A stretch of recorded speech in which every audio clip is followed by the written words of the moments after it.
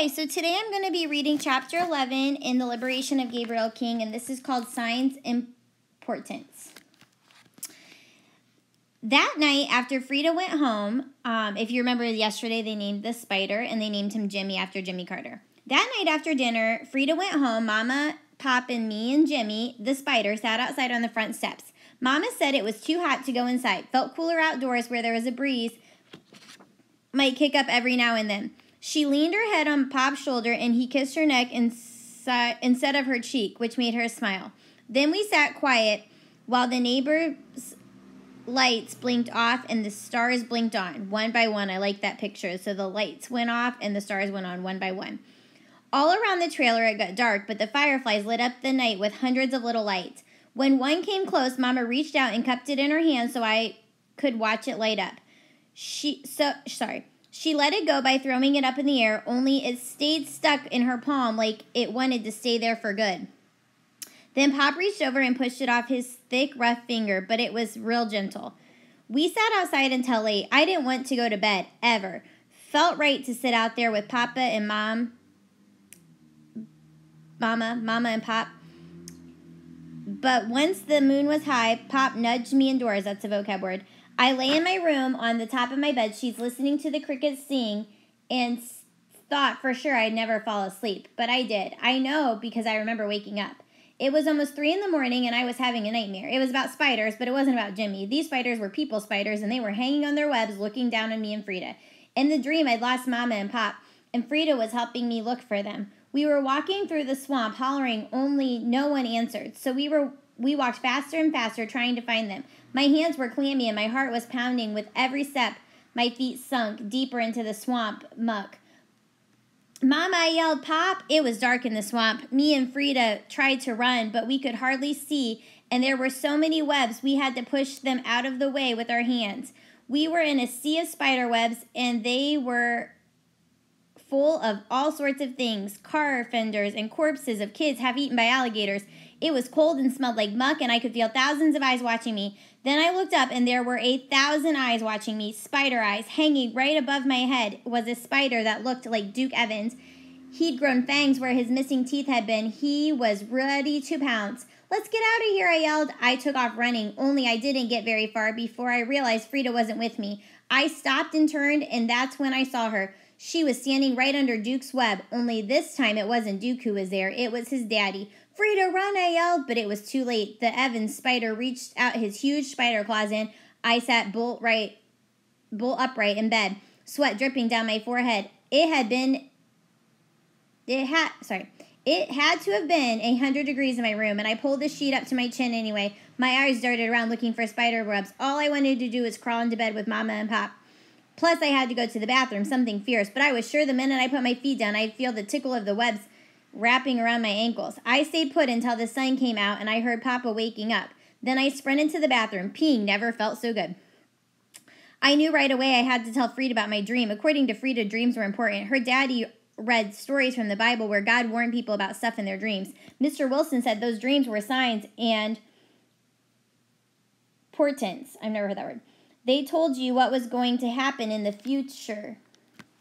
I'm going to take a second and Google that word because I've never heard that. Maybe I haven't. I'm just forgetting.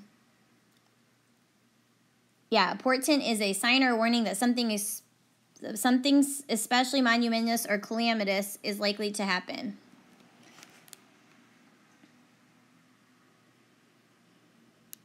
If my dream was important, I wanted to tell Frida about it as soon as I could, but I had to wait on account of being Sunday and we had church. Stop fidgeting, Mama whispered during the service. I swung my legs and kicked at the pew in front of us. Sit still, Pop said, giving me the evil eye. I crossed my arms and scowled. I sure wish we could have gone to Frida's church. But Frida went to church in Rockford and I went to church in Hollowell. The only difference I could figure was that Frida's church was fun. I gone a couple of times for special occasions, and when Mr. Wilson got going, he turned his sermon into a song. There was a huge choir that swayed and shouted behind the pulpit, and the people yelled, Amen, preach it, brother, even though Mr. Wilson was not their brother. So it was probably a Baptist church, I'm guessing. This morning, I said, couldn't we all go to Frida's church just this once? But Mama said that church was for black people. Why we didn't just do some integrating, I don't know, but we never did. The only good thing about my church was that it let out a full hour before Frida's. That meant I got on my bike the minute I changed out of my dress clothes. I could pedal over to Frida's house and be there by the time her family got back to cook Sunday dinner. I pedaled extra fast and made the ride in only 8 minutes. So I waited on Frida's front lawn. When the Wilsons pulled up in their station wagon, there I was. Frida waved from the window, but Terrence glared at me as he climbed out of the driver's seat. He looked like he might be headed down to the basement to punch things. "What are you looking at?" He scowled when he walked by. He had on a t-shirt that said Black Power. I was pretty sure Mrs. Wilson didn't allow t-shirts at church on Sunday when she frowned at Terrence stomped past. Terrence and Mrs. Wilson were always arguing about one thing or another. Mostly, they argued about college. Mrs. Wilson said Terrence needed to think about the future, and that meant going to college, but Terrence said colleges were racist. He said they didn't want black people, so why should he go where he wasn't wanted? Terrence said his plan was to move to Atlanta and stay with his Uncle Rory, who used to be in a group called the Black Panthers. I watched as Terrence disappeared into the house. The front door slammed shut real hard, but Mrs. Wilson shook her head. Then she turned to me. "Hello, Gabe," she said at last. You're here bright and early today." She took off her floppy hat. "Do you want some Sunday dinner?" Mrs. Wilson always asked if I wanted a Sunday dinner like it was a brand new idea and she just thought of it. She knew what the answer was going to be because every time she asked me, I said yes. "Yes, ma'am," I said, remembering my manners. Frida got out of the car and did a cartwheel on the lawn. Then she somersaulted over to me. Mrs. Wilson sighed. "You kids can play outside until dinner's ready, but Frida, you changed your clothes before it was too late." Me and Frida were halfway across the yard, headed for the pecan tree out back. Frida had on a dress with a wide ribbon and a bow in the back. Plus, she had on her dress shoes with her new white socks. But she still beat me up the tree. I sat down on 2 branches below her and tried to crack open a pecan. "$2 says you can't guess what I dreamed about last night," I said. Frida thought it over. "Spiders." I just about choked. "How'd you know that?" I asked. Frida shrugged. "Yeah," I said, "but you'll never guess what happened." "What?" "Let me tell you. It was the scariest dream I've ever had in my whole life." "Really?" I crossed my heart and spit on the ground. "Yep," I said. "I was awake all night because of it, and even after I woke up, I still could feel it." I had a dream like that the other day. I woke up mad. Frida leaned over the branch. "What happened?" Now I had her attention, so I told her about losing my parents and walking through the spider webs trying to find them. "When I saw this spider that looked like Duke, I ran like heck, but you stayed put. You wouldn't go anywhere. Then I looked back over my shoulder, and there was a spider waiting to get you, only it wasn't Duke." I made Frida lean in even closer. "It was his daddy." "No." I said. "He was reaching for you with his claws. I was so scared I almost wet the bed." Frida's eyes went wide like full moons. "He got me," she whispered. He got me?" she whispered. I nodded, and Frida said it again, only this time I could tell she was thinking hard. "You think it means something?" she asked. "Think it's a sign?" "Yup," I said. I almost was completely sure.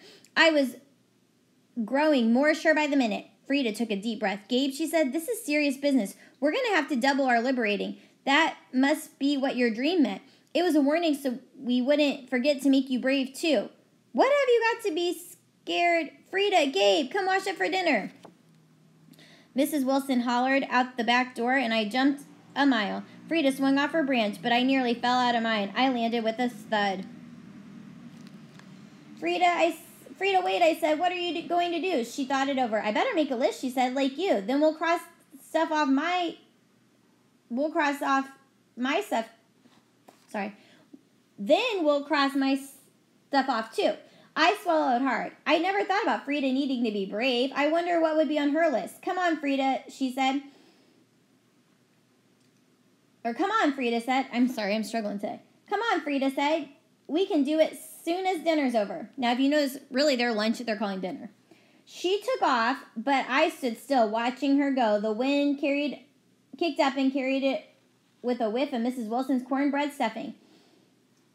Mrs. Wilson made the best cornbread stuffing in all of Georgia, but right then I didn't feel like eating. I had a churning feeling in the pit of my stomach that there was going to be trouble. Sure hoped it wasn't a sign or a portent. So right now I know that that's kind of some foreshadowing. They're probably telling me, even though he doesn't want trouble, that there probably is going to be trouble. So we'll have to find out the next time we read. Have a good night or day. Bye.